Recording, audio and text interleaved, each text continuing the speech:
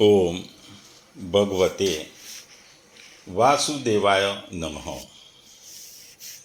શ્રીમદ ભાગવત કથા સ્કંદ ચોથો.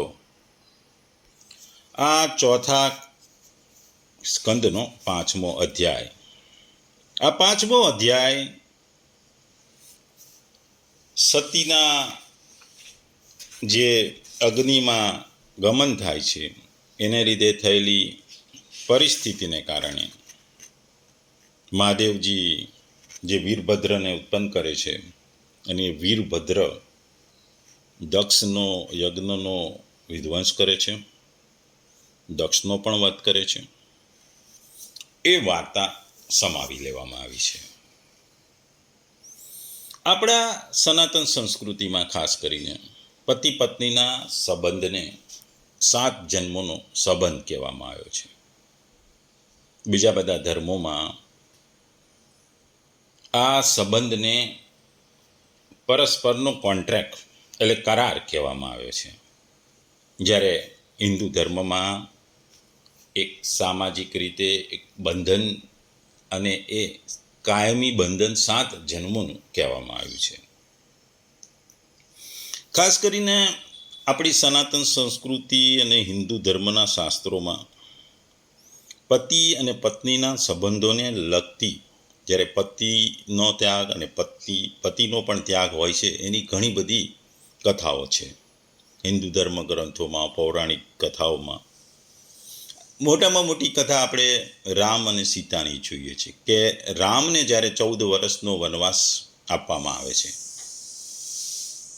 ત્યારે માતા સીતા પણ વનમાં જવા તૈયાર થઈ જાય છે, કોઈ પણ સંકોચ વગર. એ પોતાના રાજમહેલના સુખોને છોડી જંગલમાં પતિની સેવામાં રહે છે. આ જંગલમાં સેવા દરમિયાન જ્યારે એમનું અપહરણ થાય છે અને રાવણ એમને જ્યારે લંકા લઈ જાય છે ત્યારે રામ પોતાની પત્નીને બચાવવા છેક લંકા દરિયો ઓળંગીને લંકામાં જાય છે અને લંકામાં યુદ્ધમાં રાવણને પરાજિત કરે છે. એવી જ વાત સાવિત્રી અને સત્યવાનની છે. આ કથા મહાભારતના વન પર્વમાં આવે છે. સત્યવાનના સ્વર્ગના ગમન સમયે યમરાજ જ્યારે એમનો પ્રાણ લેવા આવ્યા ત્યારે સાવિત્રી એમનો પીછો કરે છે. આ સાવિત્રીને પીછો કરતા અટકાવવા યમરાજ ઘણા બધા વરદાનો આપી ઘણા બધા પ્રયત્નો કરે છે. પરંતુ સાવિત્રી કહે છે, જ્યાં પતિ ત્યાં પત્ની, એ જ મારો ધર્મ છે. અને એમણે પોતાની તાર્કિક વસ્તુઓની વાતો, કુશળતા અને પોતાના પતિવ્રતા બળથી યમરાજને પરાસ્ત કરી અને સત્યવાનના પ્રાણ પાછા મેળવે છે. એ પણ આપણા ગ્રંથોમાં છે. આવી એક સુંદર કથા રૂરુ અને પમધ્વરાની પ્રેમની વાત છે. આ કથા અનુસાર મુનિ પ્રમતિના પુત્ર રૂરુ તેમની મંગેતર પ્રમધ્વરા સર્પદંશથી થયેલા અવસાનથી એટલા દુઃખી થાય છે કે તેઓ પણ આત્મહત્યા કરવા તૈયાર થઈ જાય છે. તેમનો વિશ્વાસ હતો કે પ્રમધ્વરા વિના એમનું જીવન નાકામું છે. તેમની આ સ્થિતિસ્થાપકતા અને સાચા પ્રેમથી પ્રભાવિત થઈ યમરાજે એક શરત રાખી, જો રૂરુ પોતાની અડધી આયુષ્ય તેમને દાનમાં આપશે તો પ્રમધ્વરા જીવિત થઈ શકશે. રૂરુએ તરત જ બિનશરતી આયુષ્યનો અડધો ભાગ તેમને આપી દીધો. એટલે પ્રેમમાં માનવી શક્તિશાળી દેવોને પણ પોતાની સાથે સોદો કરવા મજબૂર કરી દે છે. એ આ કથાનું મુખ્ય વસ્તુ છે. નળ અને દમયંતી. કલીના પ્રભાવથી રાજા નળ જ્યારે જુગારમાં પોતાના સર્વસ્વ હારીને વનમાં ભટકવા લાગે છે ત્યારે તેમની પત્ની દમયંતીએ તેમના માતા પિતા પાસે જવા કહ્યું. પરંતુ દમયંતી એ પતિને એકલા છોડવાની ના પાડે છે અને એમની સાથે વનમાં રહેવાનું નક્કી કરે છે. પછી ભલે ને રાજા નળે દમયંતીને ભૂલથી કઠોર વચનો કહ્યા, છતાં દમયંતીનો પ્રેમ અને સમર્પણ એક અડગ હોય છે. આપણી ગુજરાતની લોકકથાઓમાં સોરઠ અને રાય દિયાઈની એક વાત છે, અમર કથા છે. જૂનાગઢના રાજા રાય દિયાએ એક ભટ્ટ ગાયકની ગાયકીથી પ્રસન્ન થઈ તેને કંઈ પણ માગવા કહ્યું. પરંતુ તેના દુષ્ટ પુત્રે રાજાનું માથું માંગી લીધું. રાજા પોતાના વચનમાં પાક્કા હતા. એમણે પોતાનું માથું કાપીને આપી દીધું. આ સમાચાર સાંભળીને તેમની પત્ની રાણી સોરઠે પણ પતિના વિયોગમાં પોતાના પ્રાણ ત્યજી દીધા. આ કથા પણ પ્રેમ અને બલિદાનનું ઉદાહરણ છે.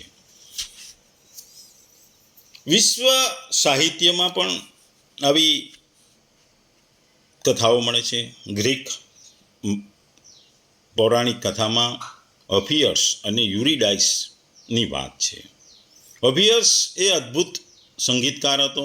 તેની પત્ની યુરિડાઇસનું સર્પદંશથી અવસાન થાય છે.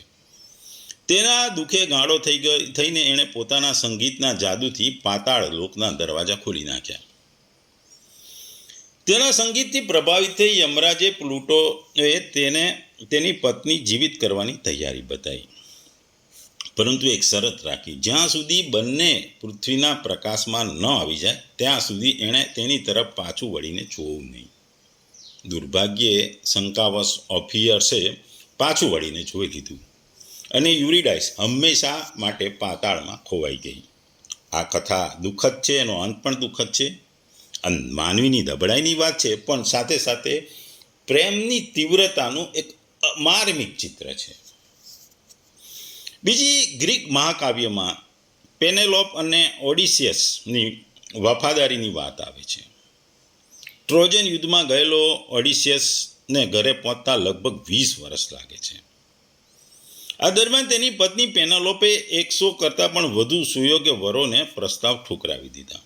તેણે અનેક ચતુરાઈઓથી સમય ગુમાવ્યો અને ઓડિસિયસના જીવિત હોવાની આશા ક્યારે પણ છોડી નહીં. તેની અતૂટ વફાદારી અને સહનશક્તિ આજે પણ વૈવાહિક વફાદારીના આદર્શ તરીકે જોવામાં આવે છે. એટલે આ બધા ઉદાહરણો જોયા કે પતિ પત્નીના સંબંધમાં દેવ હોય કે માનવી એ ક્ષમતાઓથી એક સીમામાં બંધાઈ રહેતો નથી. આ બધી વાત આપણને એ શીખવાડે છે કે પ્રેમ, વફાદારી, વિશ્વાસ અને સાચા સમર્પણ આ એ શક્તિ છે જે પતિ પત્નીના સંબંધને ટકાવી રાખે છે. કોઈ પત્ની માટે યમરાજ સાથે વાદ વિવાદ કરે છે સાવિત્રી, તો કોઈ પતિ પોતાની અડધી આયુષ્ય આપી દે છે રૂરુ, કોઈ પત્ની 2 દાયકા સુધી અડગ રહે છે પેનેલોપ. પ્રેમમાં વર્ગભેદ કે શક્તિભેદ કોઈ હોતા નથી. આપણે જોયું હતું કે દ્રૌપદીના વસ્ત્રહરણને કારણે પણ મહાભારતનું યુદ્ધ થયું હતું. એટલે સ્ત્રીની પ્રભુતા અને સ્ત્રીની મર્યાદાને જાળવવા માટે પુરુષ એટલે કે પતિ હંમેશા તત્પર હોય છે. એની માન મર્યાદાઓને જાળવવી એ એનો મુખ્ય ગૃહસ્થ આશ્રમનો મેન સિદ્ધાંત હોય છે. ત્યાં પતિ પત્નીના સંબંધ એટલા મજબૂત હોય છે કે પત્નીના કોઈ પણ વસ્તુ માટે કે પત્નીના અપમાન માટે પતિ એનો બદલો લેવા કે એને સુધારવા માટે હંમેશા તત્પર હોય છે.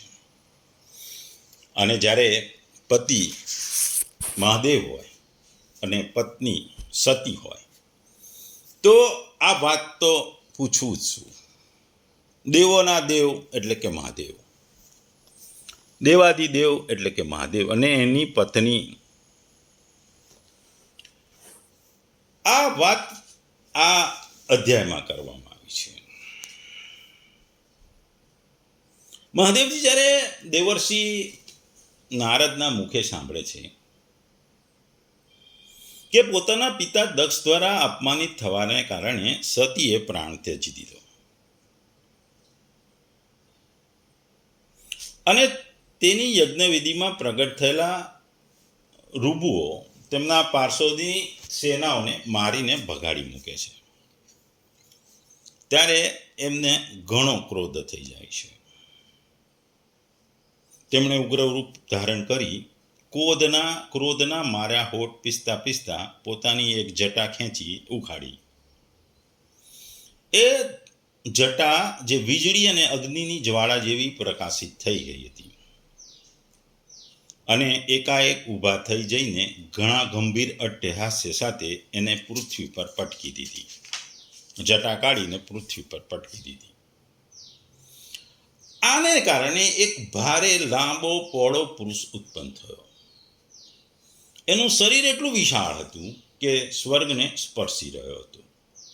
એને 1000 ભુજાઓ હતી, મેઘ સમાન શ્યામ વર્ણ હતો, સૂર્ય સમાન પ્રજ્વલિત 3 નેત્રો હતા, વિકરાળ દાઢી હતી અને અગ્નિ જ્વાળાઓ સમાન લાલ લાલ જટાઓ હતી. એના ગળામાં ખોપરીઓ એટલે કે નરમુંડોની માળા હતી અને જુદા જુદા હાથમાં જુદા જુદા શસ્ત્રો હતા. જેવો પ્રગટ થયો એણે હાથ જોડીને પૂછ્યું, ભગવાન હું શું કરું?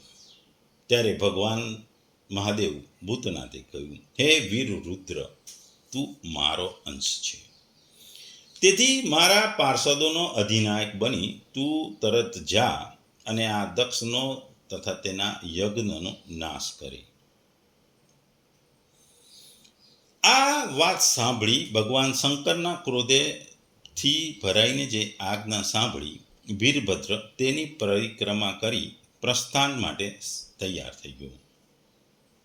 તે સમયે તેમને એવું લાગવા મળ્યું કે મારા વેગનો સામનો કરનારો આ સંસારમાં કોઈ નથી. હું મહાનમાં મહાન વીરનું પણ બળ સહન કરું છું. તેઓ ભયાનક સિંહ ગર્જના કરતા કરતા એક અતિ કરાળ ત્રિશૂળ હાથમાં લઈને દક્ષના યજ્ઞ તરફ દોડ્યા. તેમનું ત્રિશૂળ સંસારનો સંહાર કરનારા મૃત્યુનો પણ સંહાર કરવાને સમર્થ હતું. ભગવાન રુદ્રના આ અન્ય પણ ઘણા બધા સેવકો ગર્જના કરતા કરતા તેમની પાછળ થઈ ગયા. તે સમયે વીરભદ્રના પગના નુપુર વગેરે આભૂષણોનો ઘણો મોટો ધ્વનિ થઈ રહ્યો હતો. એટલે શિવ પોતાની પત્ની સતીના અપમાનમાં ક્રોધથી એક યોદ્ધાનું સર્જન કરે છે. એ યોદ્ધા એટલે વીરભદ્ર. આ વીરભદ્રની વાત ભાગવતમાં તો છે, સાથે શિવ પુરાણમાં પણ કરવામાં આવી છે. આ ભયંકર અવતાર હતો. એનું સ્વરૂપ વિકરાળ હતું. તે સહસ્ત્ર ભુજાવાળો, 1000 હાથ, ગંભીર કાળા રંગના શરીર, ઊંચાઈ હિમાલયને સ્પર્શ જેવી, 3 આંખો, અગ્નિ સમાન વિખરાયેલા વાળ. તેના હાથમાં તલવાર, ધનુષબાણ, ત્રિશૂળ, પરશુ, ગદા, ઢાલ જેવા અનેક શસ્ત્રો હતા. શિવની આજ્ઞા પ્રમાણે તેમણે 3 વખત દેવતાઓના પ્રાણની રક્ષા કરી. વીરભદ્રની એક અન્ય કથા છે. ભગવાન વિષ્ણુ નરસિંહ અવતારે હિરણ્યકશિપનું જ્યારે વધ કર્યો હતો, વિશ્વ સંહાર કરવાનું ચાલુ કર્યું, ત્યારે શિવના કહેવાથી વીરભદ્રએ શરભ પક્ષી સિંહનું સ્વરૂપ ધારણ કરી નરસિંહને પોતાના તાબામાં લીધા હતા. એટલે જ્યારે વિષ્ણુ અવતાર, જ્યારે નરસિંહ અવતાર ધારણ કરીને પૃથ્વી પર વિનાશ કરવા લાગે છે, ત્યારે એમને અટકાવવા વીરભદ્ર શરભ પક્ષી સિંહનું સ્વરૂપ ધારણ કરી એને નરસિંહને અટકાવે છે. વીરભદ્રની ઘણી બધી વાતો આપણા શાસ્ત્રોમાં તો કરવામાં આવી છે. વીરભદ્ર વિશે ઘણી બધી વસ્તુઓ છે. વીરભદ્રનું જેમ વાત કરીએ, વિકરાળ સ્વરૂપ, 3 આંખો, લાંબી જટાઓ, હાથમાં શસ્ત્રો, શરીર પર રાખ હતી. વીરભદ્રની આપણા દક્ષિણ ભારતમાં ખાસ કરીને પૂજા થાય છે. એને રક્ષક દેવતા તરીકે ગણવામાં આવે છે. કેટલાક મંદિરોમાં વીરભદ્રને ગામના રક્ષક તરીકે પણ પૂજાય છે. એટલે વીરભદ્રનો જન્મ થાય છે. આ વીરભદ્ર એ શિવજીનો એક અવતાર છે. એ વિકરાળ જે અવતાર છે, એ યોદ્ધાવાળો એ અવતાર છે. આ શિવનો એક અત્યંત ઉગ્ર અને શક્તિશાળી અવતાર છે. ખાસ કરીને ક્રોધ, ન્યાય અને અધર્મના વિનાશનું પ્રતીક માનવામાં આવે છે. ભાગવત પુરાણ અને શિવ પુરાણમાં આનો ઉલ્લેખ કરવામાં આવે છે. એટલે વીરભદ્રની ઉત્પત્તિ થઈ જ્યારે શંકર એમને આદેશ કરે છે, એટલે એ દક્ષના યજ્ઞ તરફ દોટ મૂકે છે. યજ્ઞશાળામાં ઋત્વિજો, યજમાનો, સભાજનો, બ્રાહ્મણો, બ્રાહ્મણ પત્નીઓ બેઠા હોય છે અને એ જુએ છે કે ઉત્તર દિશામાંથી ધૂળ ઉડતી આવે એવું લાગે છે. અરે આ અંધારા જેવું કેમ થતું આવી રહ્યું છે? આ ધૂળ ક્યાંથી આવી? સૌ વિચારે છે. આ સમયે તો આંધી પણ ફૂંકાતી નથી અને ઉગ્ર દંડ આપનારા પ્રાચીન બહિર રાજા પણ જીવિત હોવાથી ક્યાંક લૂંટારોને ત્રાટકવાનો પણ ભય અસ્તાને છે. હમણાં તો ગાયોના આવવાને પણ સમય થયો નથી, તો પછી આ બધી ધૂળ આવી ક્યાં? શું આ સંસારના પ્રલયની શરૂઆત છે?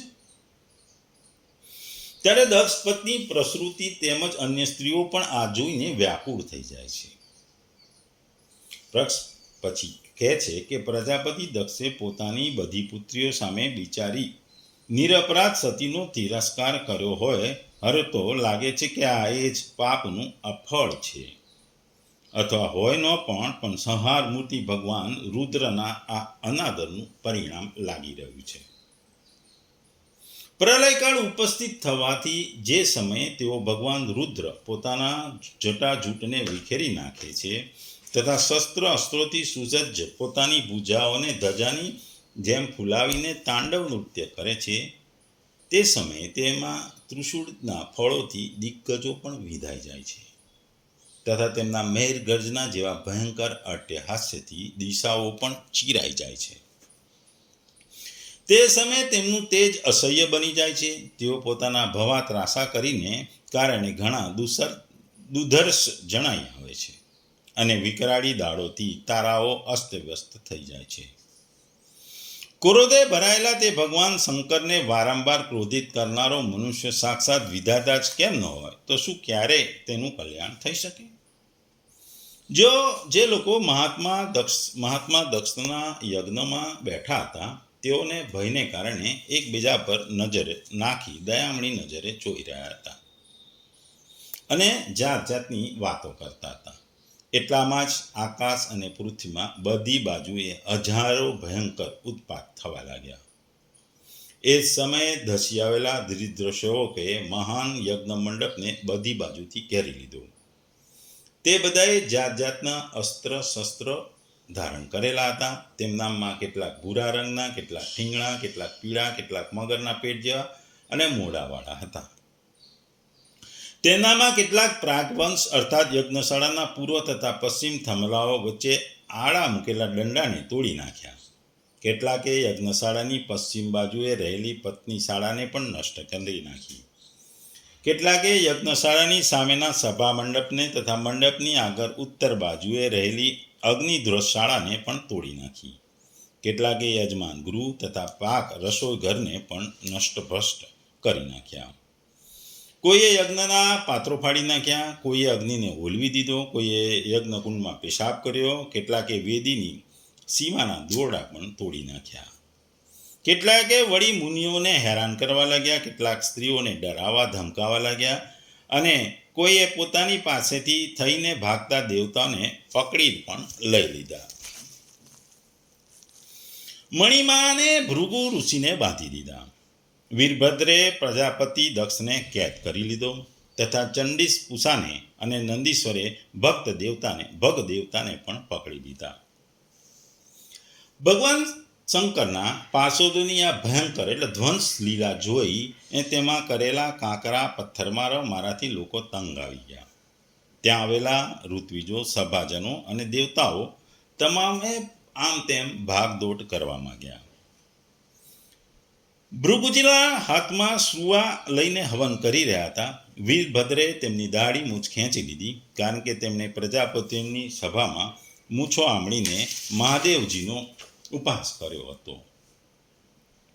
તેમણે ક્રોધે ભરાઈને ભગ દેવતાઓને પૃથ્વી પર પણ પટકી દીધા અને એમની આંખોને કાઢી લીધી. કારણ કે જ્યારે દક્ષ દેવસભામાં શ્રી મહાદેવજીની નિંદા કરતા રહીને શાપ આપી રહ્યા હતા, ત્યારે તેમણે દક્ષનો ઈશારો કરી આંખ મચકારીને ઉશ્કેર્યા હતા. ત્યાર પછી જેમ અનિરુદ્ધના લગ્ન વખતે બલરામજીએ કલિંગ રાજાના દાંત ઉખેડી નાખ્યા હતા, એવી જ રીતે તેમણે પૂષાના દાંત તોડી નાખ્યા. કારણ કે જ્યારે દક્ષે મહાદેવજીને ગાળો આપી હતી, તે સમયે દાંત કાઢીને હસ્યા હતા. પછી તેઓએ દક્ષની છાતી પર બેસી તીક્ષ્ણ હથિયાર વડે તેનું માથું કાપવા લાગ્યા, પણ ઘણો પ્રયત્નો કરવા છતાં તેમનું ધડ અલગ કરી શક્યા નહીં. જ્યારે કોઈ પણ પ્રકારે અસ્ત્રો શસ્ત્રોથી દક્ષની ચામડી કપાઈ નહીં ત્યારે વીરભદ્રને ઘણું આશ્ચર્ય થયું.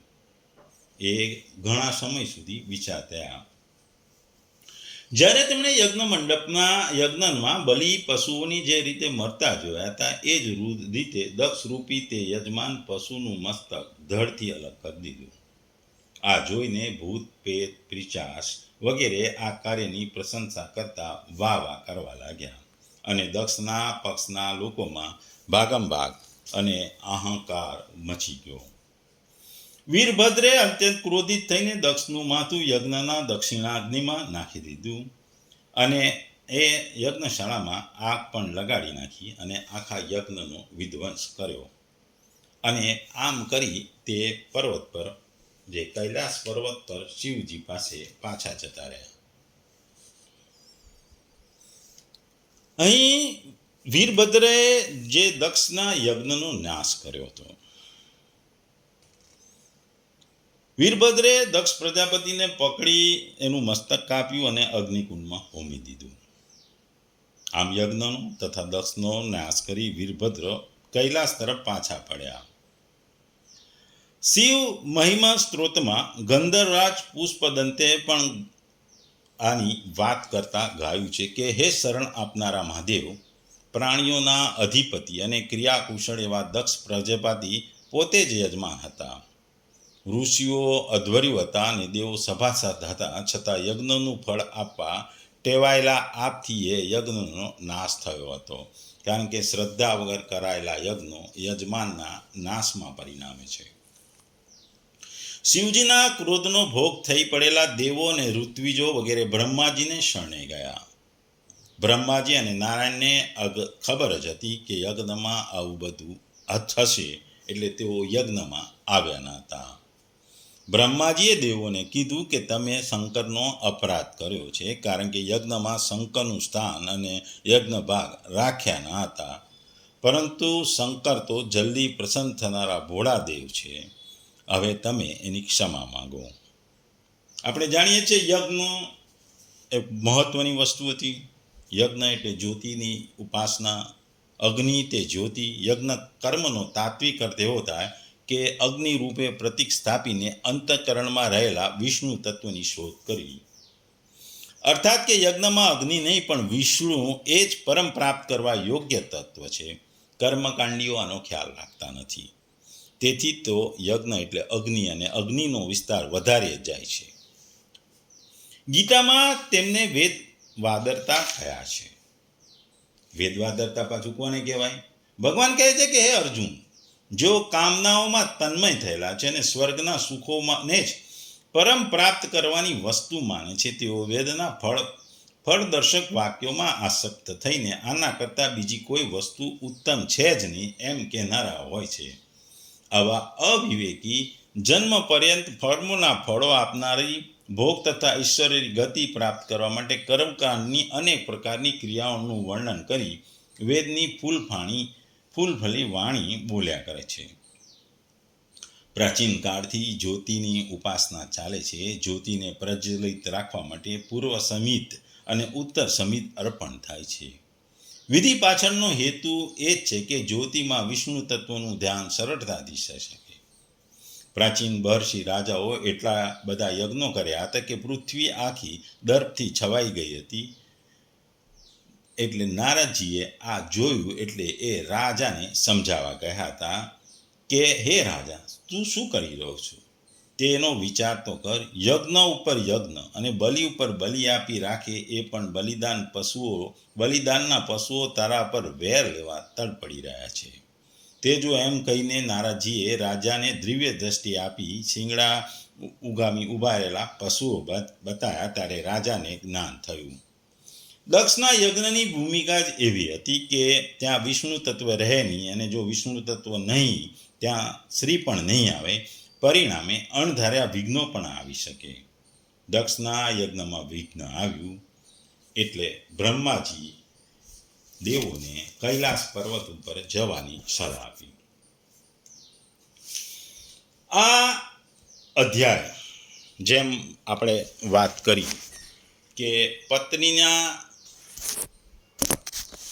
અપમાનથી, પત્નીના અગ્નિશમનથી જે શિવજીને ક્રોધ થાય છે એની વાત કરવામાં આવી છે.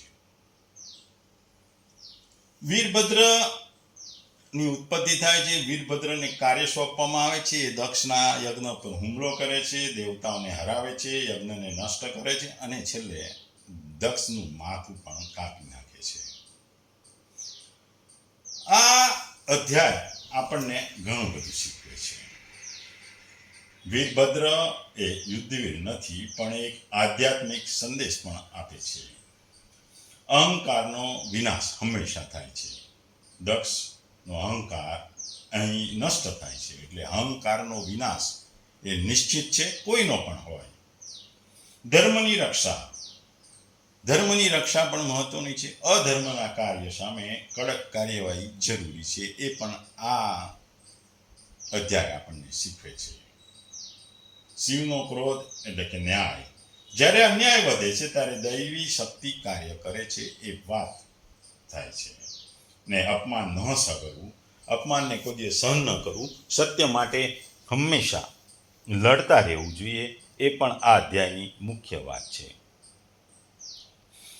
આ અધ્યાય ખાસ કરીને ન્યાય, ક્રોધ, અધર્મના વિનાશનું જે વસ્તુઓ હતી એની વાત કરે છે. ભગવાન શિવ પોતે જ્યારે ક્રોધિત થાય છે, આમ ભોળો શંકર કહેવાય છે, પણ જ્યારે ક્રોધિત થાય છે ત્યારે એ એમના ક્રોધથી શું થાય છે એની વાત કરવામાં આવી છે. આ વીરભદ્રની ઉત્પત્તિની વાત કરવામાં આવી છે. એ વીરભદ્ર એ શંકરનો, શિવનો એક અવતાર જ ગણવામાં આવે છે અને ઘણા બધા હિન્દુ શાસ્ત્રોમાં એનો ઉલ્લેખ કરવામાં આવ્યો છે.